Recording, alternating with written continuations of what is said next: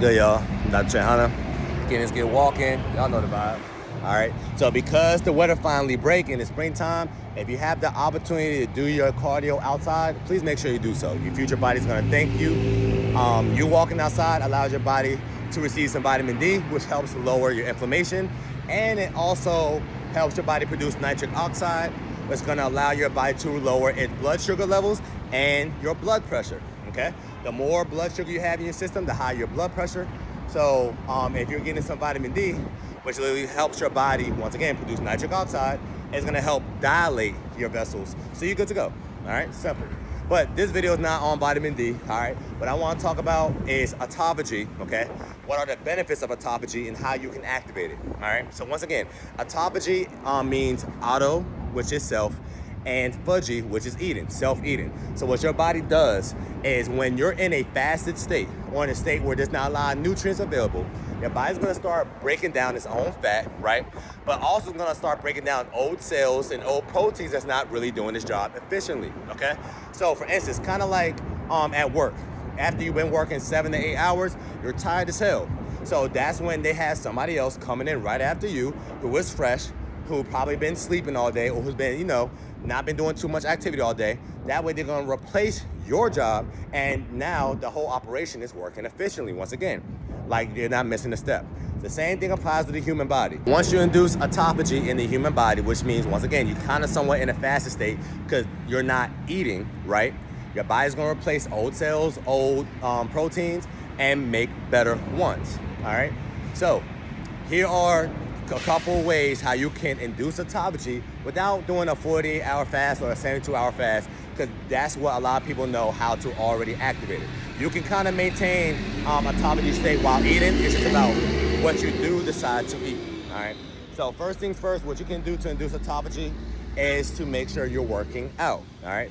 So when you're working out, you're activating your lymph tissue or your lymph node, which is a whole totally different system of the human body that helps your body, sweat out toxins, sweat out heavy metals, etc. All right. So the healthier your whole entire system is, and if your system is not harboring a lot of heavy metals and toxins, the easier it will be for your body to induce autophagy. All right. So you want to somehow get in some sort of workout in. That could be you walking like I'm doing right now, which is outside in nature, all right? And because it's a little bit hot outside, I'm sweating.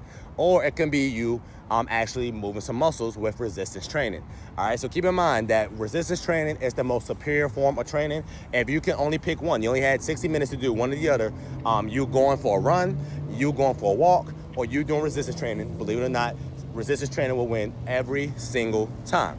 And the reason why is because you're building your metabolism and your body has to use more glycogen, which is the stored version of carbs, than you going for a walk or you doing some HIIT workout, all right? So you want to activate your lymph system. In order for you to do that, you gotta get a sweat in. And the only way you can do that is by working out on average, okay? Or being in a sauna, etc. like that, all right? Tip number 2, you can actually activate autophagy through the AMPK, which is basically adenosine monophosphate kinase. This only happens when your body doesn't have a lot of energy coming from an exogenous source, which means from outside eating. All right, so once again, you see the moral of the story throughout this whole entire video is you're not supposed to be eating a lot if you want to repair your body, okay? Because when your body is receiving food, you're telling your body, I want you to store this energy and build, all right? But if you're building, are you repairing? No. So if your foundation is weak and you try to build a house on top of a weak foundation, what's gonna happen? The house might crumble, all right? The same thing applies with the human body. If you're always storing and your body doesn't have any time to repair, then you're gonna get sicker and sicker. That's why a lot of people, when, let's say you was in Europe and you had cancer, you know what they're gonna make you do if you have cancer in Europe? They're gonna let you eat, you're gonna fast. About 3 to 4 days. Then after you feel better, or you're feeling like some of the symptoms is being alleviated, you're gonna eat again, you're gonna fast. Why? Because now you're allowing the human body, which is the ultimate survival mechanism, to repair itself. You don't need outside sources of medications and all that stuff, radiation and chemo, which is killing you more, all right? You can literally fix yourself by fasting, but the average person already was taught to live to eat, not eat to live.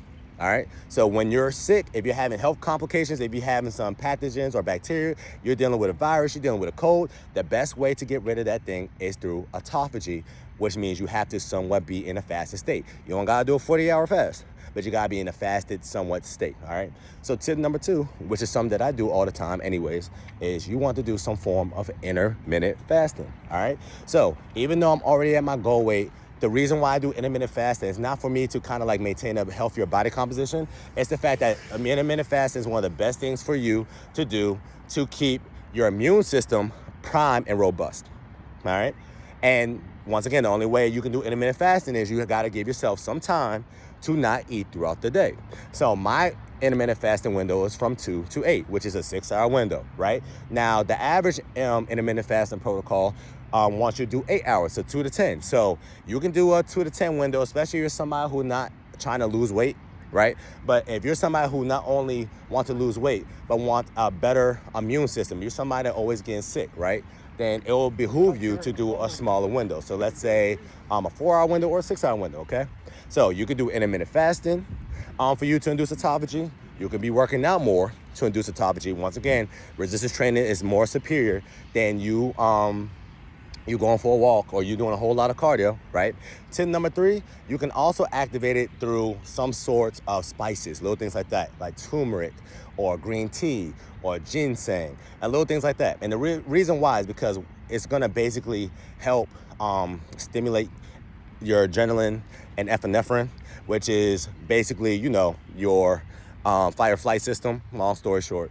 And that's gonna basically force your body to start turning into that body fat faster because it's noticing that there's no energy here. And because your fight or flight system is activated, now we need to get some this energy from some form or fashion, all right? And it's gonna start breaking down its own more fat, right? And because you're breaking down more fat, now your body's able to receive glucose from fat because every single back end of a triglyceride has a glycerol backbone, and your body uses the glycerol backbone for basically glucose or carbs. Look at that. So the human body, ironically, does not need outside carbs for you to live. If you woke up one day and say, you know what, I'm never gonna have a carb ever again in my entire life, you'll be 100% fine. You're gonna live till the exact same day that you're supposed to live to, all right? But if you woke up one day and say, I'm not gonna have any more protein or not any more fat, you will die, all right? So the human body doesn't need outside carbs. Your body can create its own source of glucose from itself through body fat, all right? The human body is way smarter than you think, all right? Last but not least, so once again, so the top 3 things you can do is start working out more, start doing intermittent fasting, start adding spices like ginseng or having green tea in the morning or black coffee in the morning, having ginger, having curcumin, turmeric. These things will also help, induce autophagy. But the last thing that you can do is fasting, all right? So what is dry fasting? Dry fasting is basically you're doing a whole entire day, no food, no water, all right? The reason being is because when you are in a dry fasted state, your body can actually create its own source of water called metabolic water. And this only happens when your body's breaking down fat, because believe it or not, the human body doesn't just store fat for energy reserves. It also stores some water along with the fat, all right? So if you're doing a dry fast, basically it's kind of like the same effect to you doing a water fast, but 3 times more efficient. So you doing a dry fast for 1 day is equivalent to you doing a water fast for 3 days, all right? So here and there, you're doing a dry fast, especially if you're healthy enough to do it. So once again, do not just take this information and say, oh, I'm gonna do a whole 5-day dry fast, and you never did a 48-hour water fast by itself, okay? You gotta train your body to start becoming fat adapted. And once it becomes fat adapted, you can start doing things like dry fasting. Like me, I did a 5-day dry fast, no food, no water, and I worked out every single day, all right? But because I taught my body how to run off body fat, I'm able to do things like that, right? And because I'm at this state now, for some odd reason, I never really get sick, okay? Because I'm allowing my body to heal itself every single day because I'm giving my body time to be in a fasted state, which means it has to start repairing old cells. So not only when you're doing intermittent fasting, you're going to lose fat, but you're gonna start having more mental clarity throughout the day. You're gonna start to have more energy. If you had some injuries or some inflammation, let's say you had some joint pain or whatever that may be, you might start to realize that's starting to become alleviated, right? If you had some spots on your skin or skin damage, you have some scars, that's gonna start to heal. Why? Because autophagy is going to literally allow your body to break down old cells and old proteins, your hair, your skin, your nails, these are proteins, and create new ones to replace it, all right? So that's why I'm even doing the 48-hour fast right now, believe it or not, because I got the scar on my arm, because I went ahead and fell off my scooter in the Bahamas, right? And it looked terrible. I was seeing the white meat and everything. But because I'm doing a 48-hour fast, I'm trying to see how fast this scar basically heals. That way, I look like I never fell off a bike in the first place, all right? So hopefully y'all learned something today. Once again, you don't have to do a 48-hour fast just for you to induce autophagy, but what you need to do is be in a low glycemic or a low glycogen state. The only way you can be in a low glycogen state is if you're not eating a whole bunch of crazy carbs. You staying in ketosis, you keeping your stick color purple, etc. All right? Hopefully y'all learned something today, and that's your reset tip of the day. That's gonna help you stay snatched all the time, during the summertime. Talk to y'all soon.